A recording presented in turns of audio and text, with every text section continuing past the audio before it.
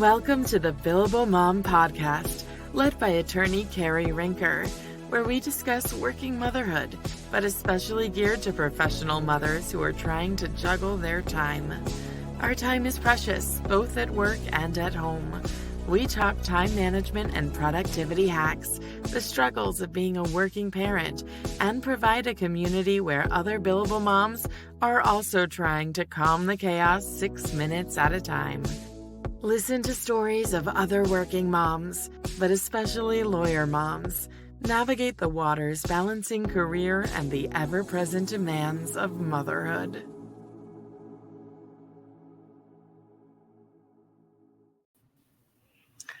Hi, I'm Cari Rincker, and I am the Billable Mom. I am really excited for today's conversation. We have Liya Hussman-Rogers in the hot seat. And, I met Liya back in the infancy of my Illinois law practice. So right after I had moved back from home from New York City, Liya was one of my very first opposing counsels. And, since then, Liya, I just want to say that I've had a tremendous amount of respect for you as a family law practitioner.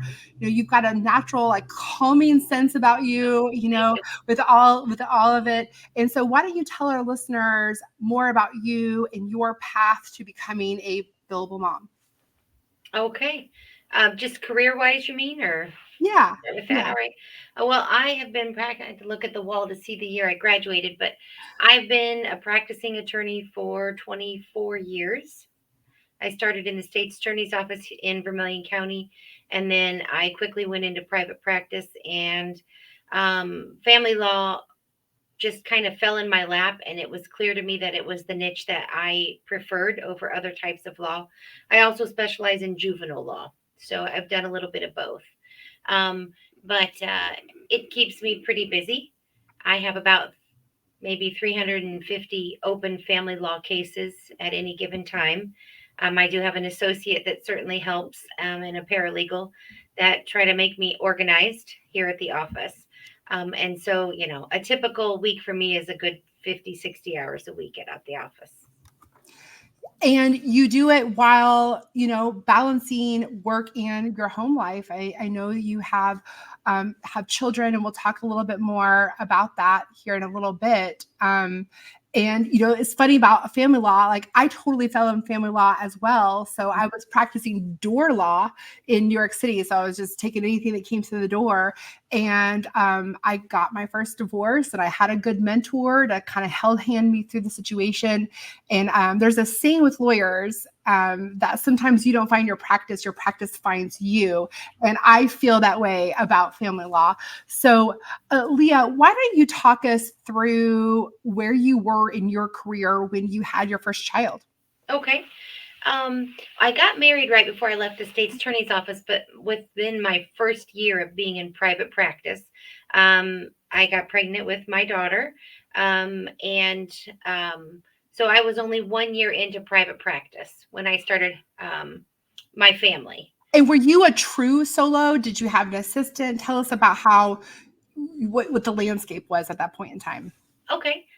Well, I was running the juvenile division in the state's attorney's office, and then some private attorneys in town in one of the firms here recruited me. They had watched me do some trial. They were impressed, and they wanted me to join their firm. And so I thought I would be a lifetime prosecutor, but they wooed me into private practice, and I just kind of never looked back. So I started as an associate attorney in a larger firm called Brocker, Lowry, Kessler, Lowry, Brocker, Lietz, Garman. I know it changed several times throughout that process. I was the only female attorney in the office, and I was the youngest by probably 25 years by any of the gentlemen in the office. So they were looking to try to keep their firm alive and going as they were kind of teetering out. But then within maybe 3 or 4 years at that office, one of them approached me about just that attorney, and myself starting our own firm. And then I did take that leap. And then my partner, Greg Lietz, he's unfortunately passed away. He and I started our own firm, and that was in 2005. So to back up, when you were pregnant, you were the only female attorney in the firm. If you feel comfortable, tell us about what that felt like. Did you get support? Um, some supported, some didn't. We talk about you get maternity leave, but my maternity leave consisted of them bringing files to me every single day at home. I mean, I did have the first 2 weeks, I guess, without being bothered. But then after that, the secretary would bring me files to work on every day.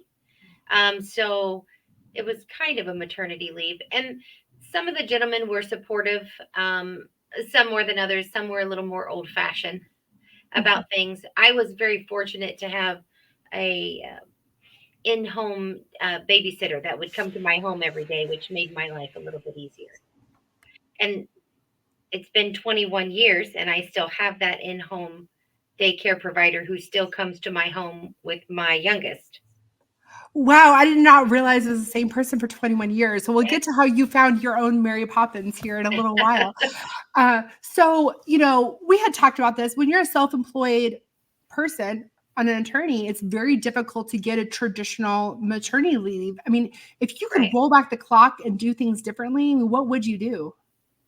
I should have been more demanding of my time to take it as my own personal time and not have it interceded with that. And that was one of my deciding factors when I was approached by one of the partners to go into our own, is because then I knew that I could control my schedule and I didn't have to feel guilty every time I said, hey, I got the afternoon off. I got to take my kid to the doctor. I wanted to be able to make my own schedule so that my time was my time and I could do with it as I wanted. So to fast forward, I know that you are a foster parent. Yes. And so when did you, how long after having your first child did you become a foster parent? So after we had our first child, we unfortunately couldn't have any more, even though we tried. And so when she was about 3, we made the decision to start fostering. We had a big, huge house and we had rooms we wanted to fill. So I would say our daughter, Ella, was 3 or 4 when we then first got licensed and waited for our first placement. And so were you in your own practice at the point in time, or were you with a firm? Yes, by that point I was newly developing our firm. So I probably did not have a typical foster licensing experience. And a lot of people don't know this about me, but I was a licensed foster parent. And I did that prior to me getting pregnant with my first child, and it went on hold. But it actually took me 2 years to go through that process. And it was in the middle of when COVID hit. And eventually I had like a virtual Zoom, home tour or investigation there, and then they came back again afterwards and they decided to do it in person. So how long was your foster care license experience? It probably took 1.5 years to get licensed. We unfortunately, Illinois has some issues with that, unfortunately. And although there is such a huge need for foster parents in our community, I have other female full-time workers that I know have tried to become foster parents and given up just because it's taken so long, and they had beautiful homes to offer. So for us, it took about 1.5 years. We did, which I don't even know if they do anymore, the in-person trainings.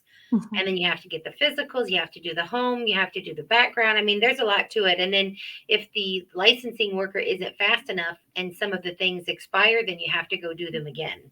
Yes.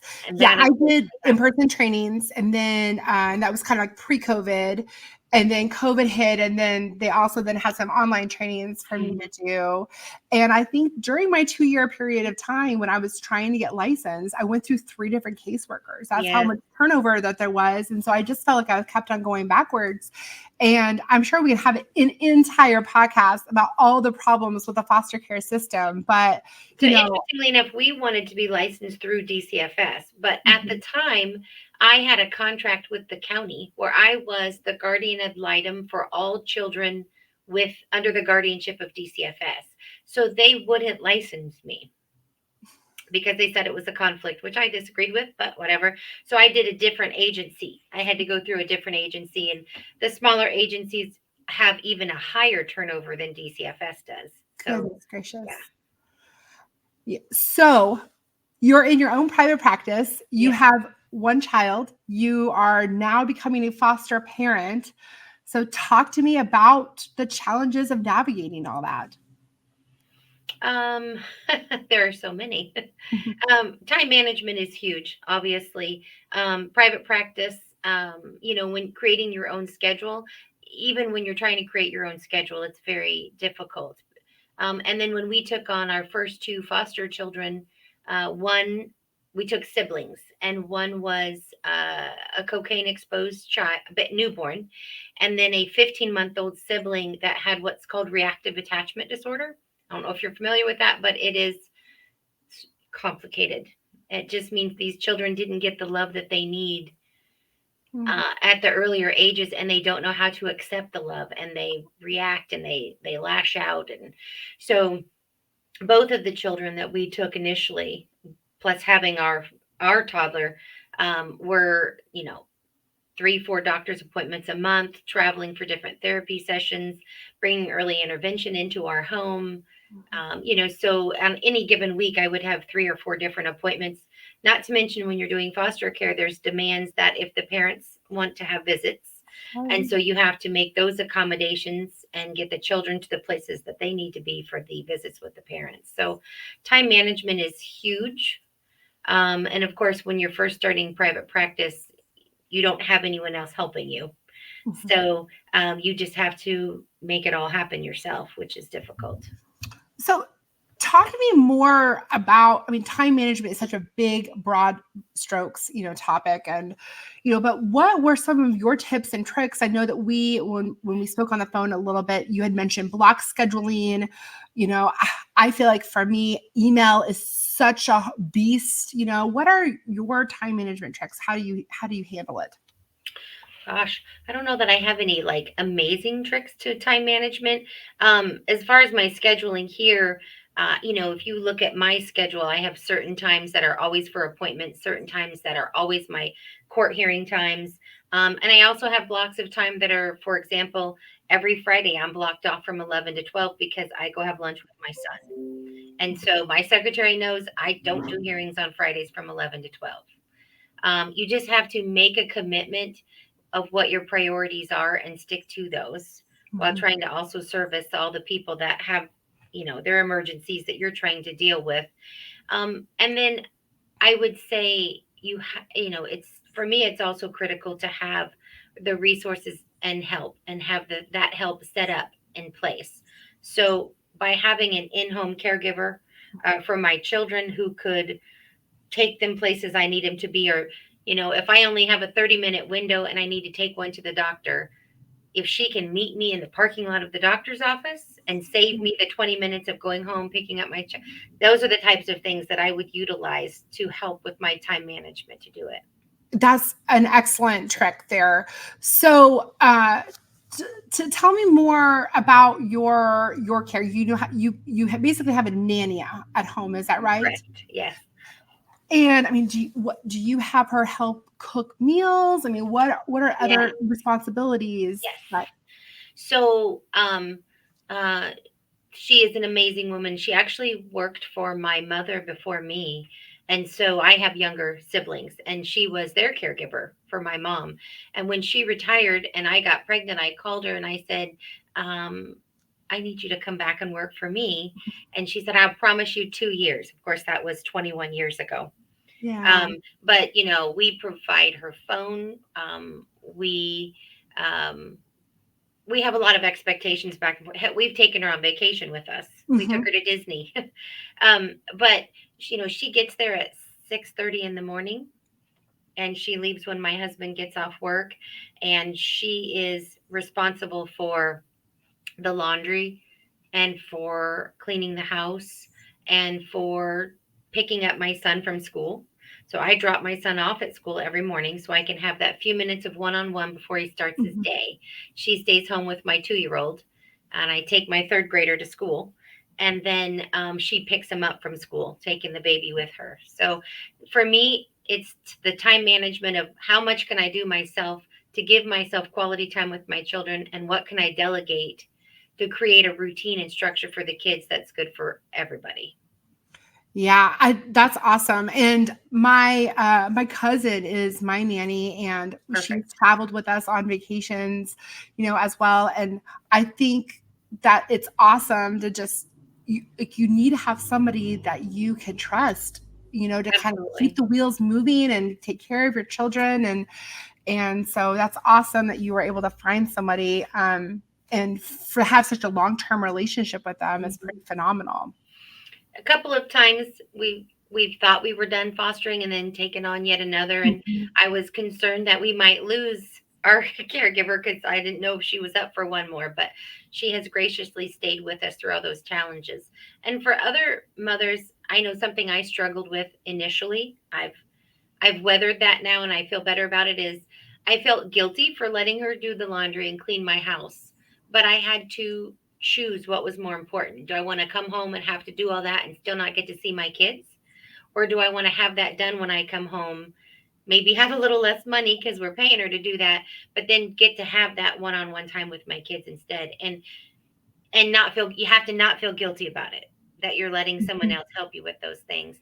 And there have definitely been days when I was younger that I was wondering if my children loved the babysitter more than me. Mhm. um, but now it's a respect. I'm so grateful that they love her and that they love to play with her, and grateful that I have her, that I don't feel that anymore. But it took several years for me to kind of get comfortable with that. Yeah, I think that's a great point because, I want my children to love their caregivers, Right, I want them to love me too, but, right, but it's not a competition, right? I mean, you're their mother, right? It's right. a totally different attachment.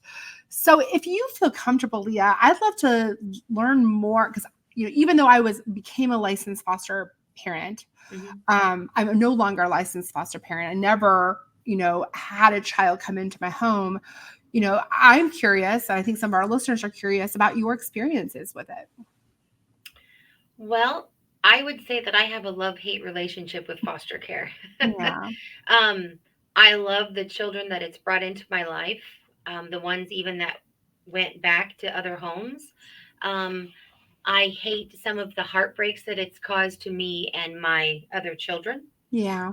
Um, and there's been a couple times that I questioned whether we should be doing it, but overall,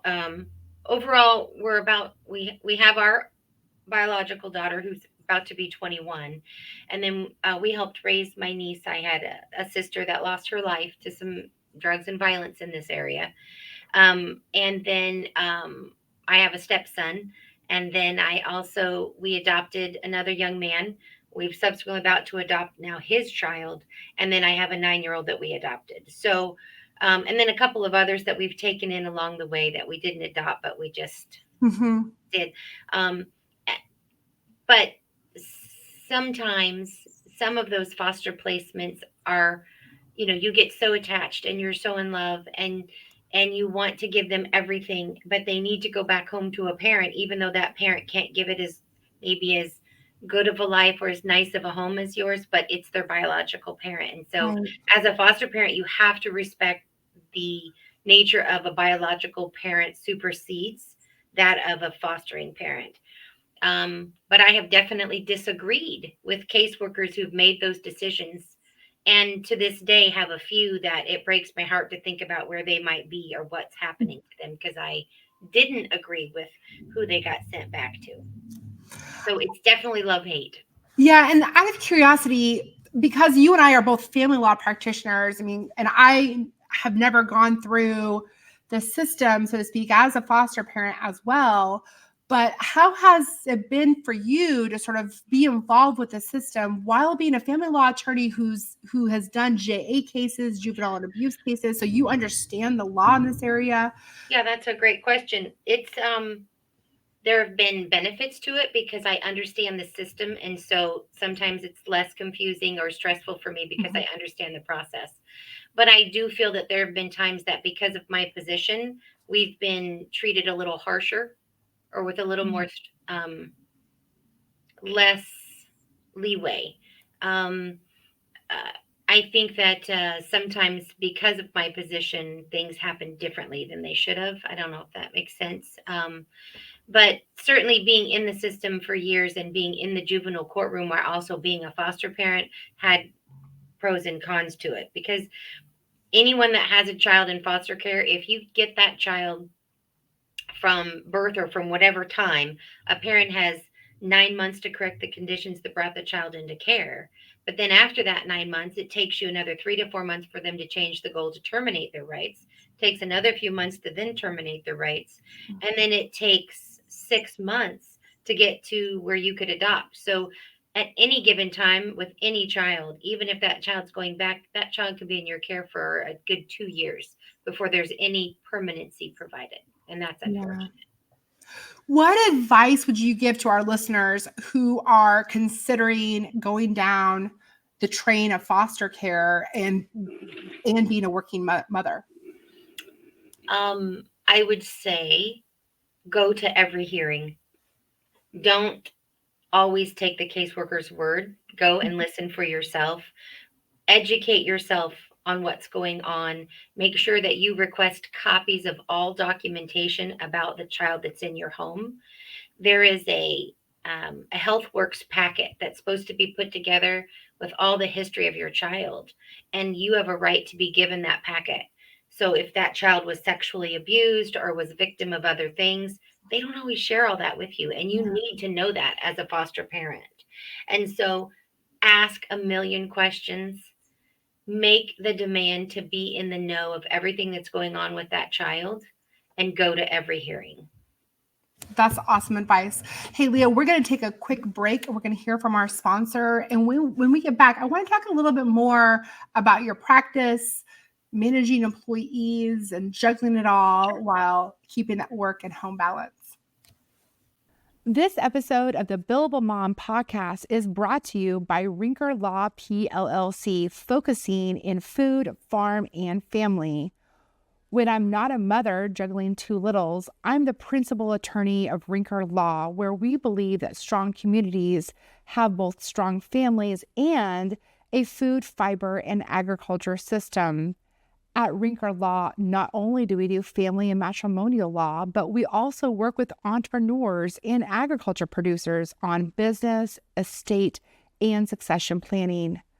We are a client-focused, results-driven law practice. At Rincker Law, we also support other billable moms, not only here in the workplace at Rincker Law, but also with clients, helping them live their dreams both in business and at home.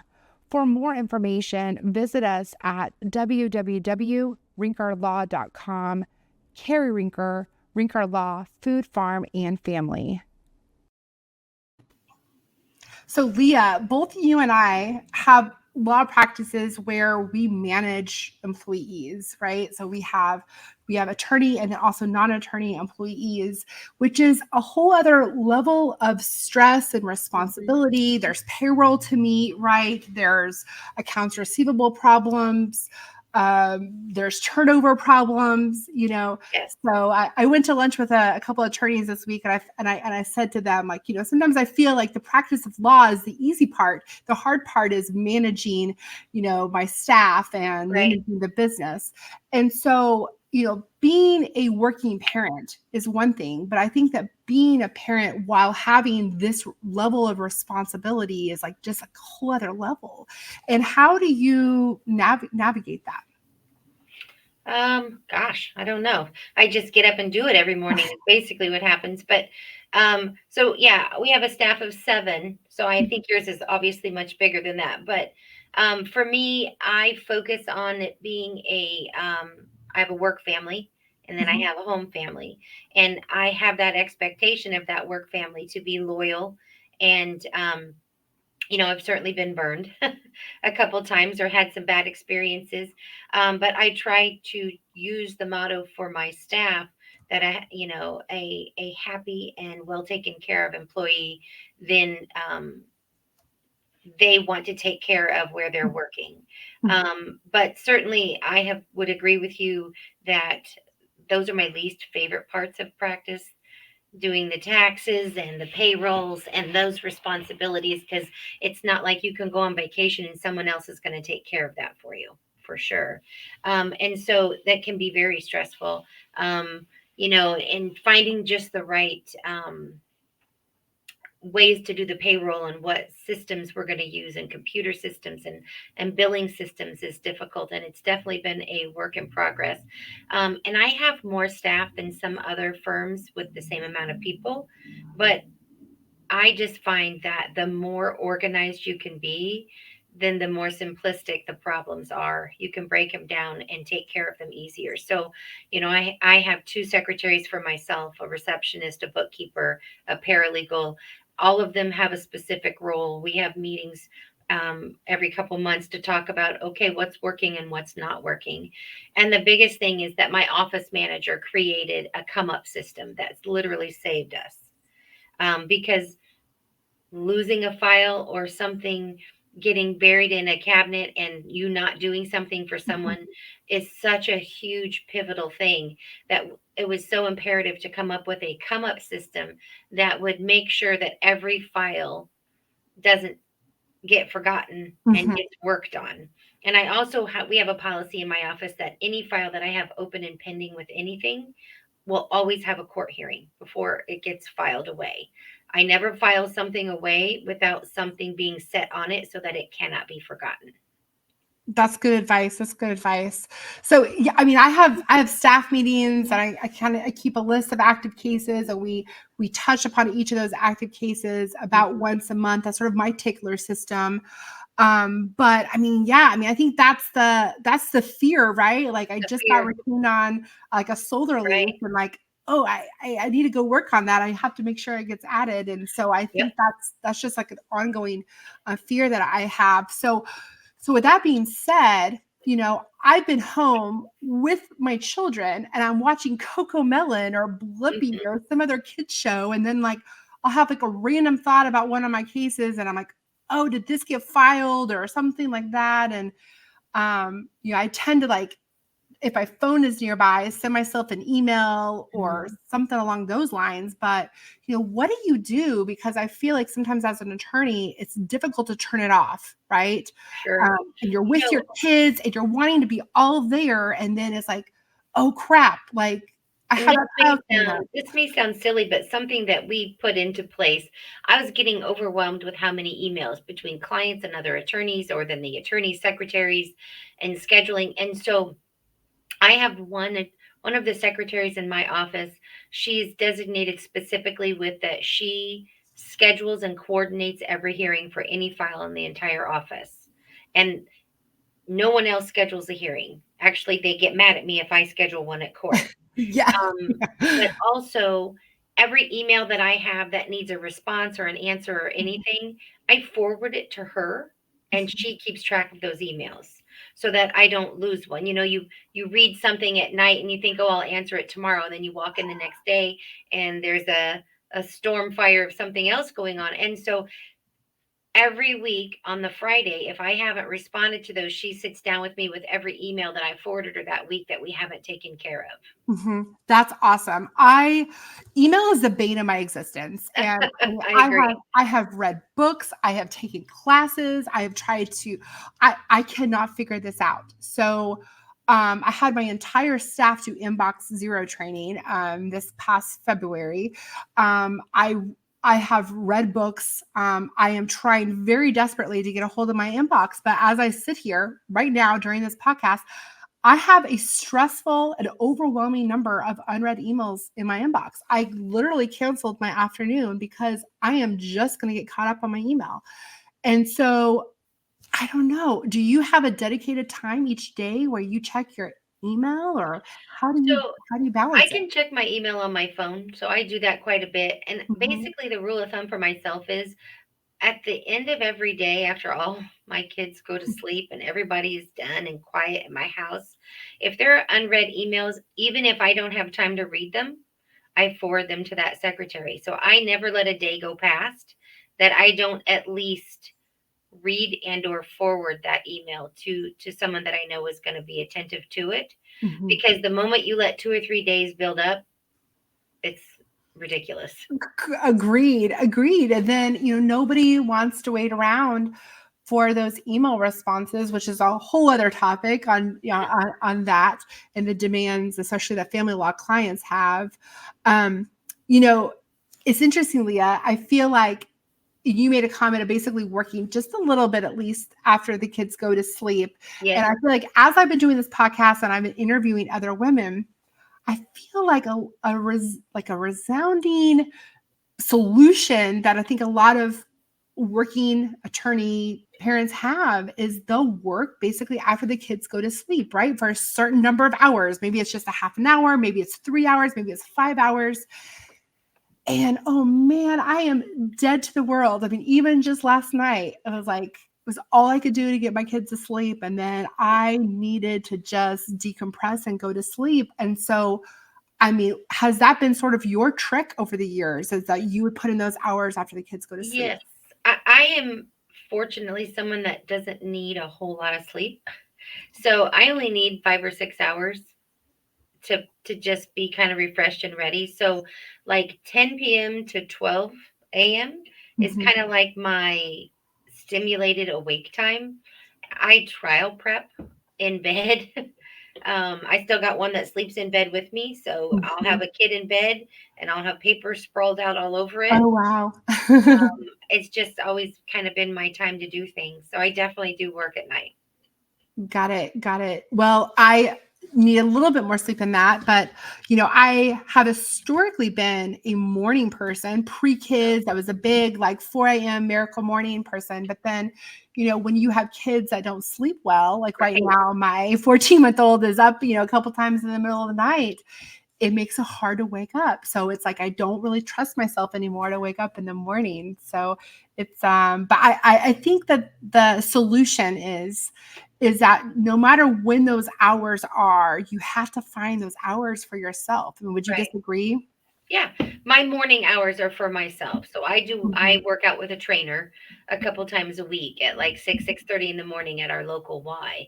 And that has been a big savior for me. And I've been doing that now consistently for almost 3 years with the same trainer. And it has really helped me to That's focus a little on me. That's phenomenal. So that's a great segue, because I know that like whenever we had talked, you're like, listen, like one of the big keys here to figuring this all out is making time for yourself. And it's easier said than done.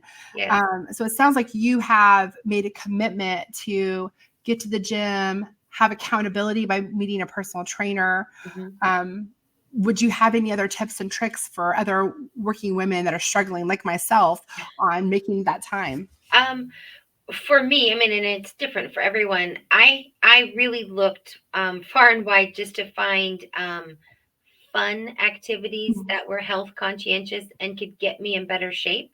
And I have a really amazing husband who supports that, you know what I mean, in the evenings. And so I found a few exercise classes and things that I can do for me that are fun, not boring. They don't kill me, and I can actually look forward. Like I take a tap and jazz class once a Oh, week, fun. Yeah, that is and great. then we have perform at a recital. And I take a bar class, which is like a Pilates yoga mix. Yeah. And that's a really cool class because you do something different every week. So every Saturday morning at 9 a.m., unless there's a soccer game for my 9-year-old, I go to that bar class. And it has really changed me making that time for myself. It's such a push-pull for me. I finally got a consistent spot with the personal trainer. He was kind of just shoehorning me in whenever he got cancellations before, but it's Thursday mornings. I have to drive a half an hour to go to the YMCA to go meet with him. And I am now missing the wake up with my children at one day a week, and I guess my son was crying on Thursday, and he's being told that I'm at the gym and things like that. So it's hard because I'm not there when they wake up, but at the same time, they're also learning that I value getting to the gym and being healthy. So it's also a little bit of a lesson too. Mm-hmm. So I don't know. Do you struggle a little bit with I that? do. You're away. I do. Kind of the opposite. My husband gets home before me, and so like on Wednesdays, I have this tap and jazz class, Mm-hmm. and so I go home, but then I leave, 30 minutes later. And sometimes the guilt sets in. Mm-hmm. My 2-year-old will say, leave, mommy, leave, take me with Mm-hmm. you. And so sometimes I'll say, all right, James, I'm going to take her with me. Come pick her up in 10 minutes. And then she's Right. satisfied. But yes, definitely I feel the heart tug, but I also prioritize that the me that stays healthy and active at 50 with a 2-year-old, I want to be around for it. So Yeah. Yeah, that's a really great point. I mean, listen, I can only speak for myself. Like, I think that there's a reason why like a lot of women have children younger. I mean, here I am. I had yeah, children in my 40s. It's not so simple for me to get up and down off the floor. And yeah, I think like for me now, my health goals revolve around me being a healthy mom, hmm, right? For the next several decades of my life. And yeah, so I can have longevity yep. and all of that. And so yes, I'll deal with the heart tugs because my own health is more important right now. Your kids are not. Your oldest is not school age yet. Three. He Okay, just turned 3, so he'll go to that's a whole preschool new next world for you once that starts. year. Yes, yeah, I know. So it's like this period of time when they are so little like this. It goes so fast, and I just want to cherish it so badly. But then at the same time, it's also hard. It's just hard. And anyway, so I guess I have a new empathy now for working women with young children and trying to navigate it, much less attorneys that do litigation with trials. I mean, you were mentioning doing trial prep from like 10 p.m. to midnight. Right. And like what are your tips for women that perhaps have young children and are trying to like prep for a week-long trial? I'm not sure that there's any magic answer to that. Mm-hmm. Uh, Obviously, I don't want to show up unprepared because Mm-hmm. my firm tries to pride itself in that we are organized and on top of things. Mm-hmm. And so you have to make that a priority, but you have to juggle not neglecting your family and their needs to do it, which is why I do it when they're asleep or, try to get it done at the office. Um, but, I don't have a great answer to that question. Yeah. Yeah, well, I was asking that selfishly because I do have a 4-day trial this summer, and I've tried it out. Go through my calendar and just block out trial prep days, I right? know. Just like But be selfish does it about ever really work? it. I No. know I have a because 2-week just this past trial in week I had a August. trial prep day, and what did I do? I just did a bunch of other crap, and I have a 2-week trial starting in August on my birthday that I have, I've done the same thing. I'm going to block this day and I'm going to work on it. But then I 3 know. other emergencies happen. I will say that my office is very good about diligently, if they know there's a trial, I always have a trial prep day at least 10 days before that trial, even if it's only for an hour or two. Uh-huh. And my staff is directed to put that file in front of my face and tell me Yes. and remind me that I said, Leah, work on it. Yes.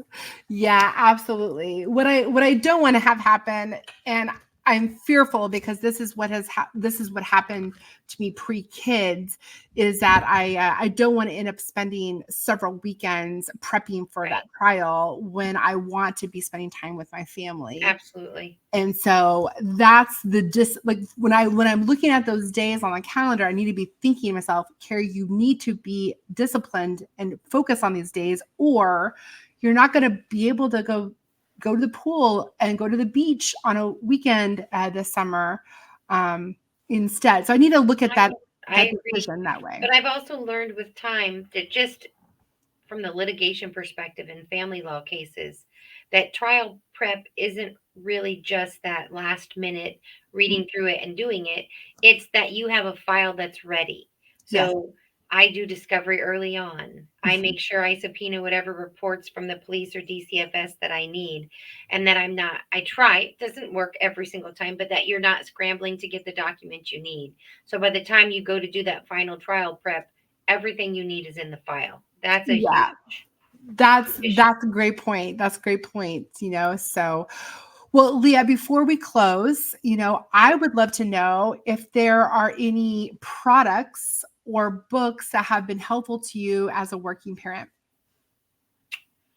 I think I mentioned that to you the other day that did not know how many uses this is for, and I don't know if you've ever used it, but Aquaphor. I never It have is even an heard of Aquaphor. over-the-counter lotion and cream that literally can address 10 different issues that children have. And you can find it in the regular lotion sections, and you can find it in the baby section. And they have what's called, it's like a stick, like a deodorant stick, but it's the Aquaphor in a stick.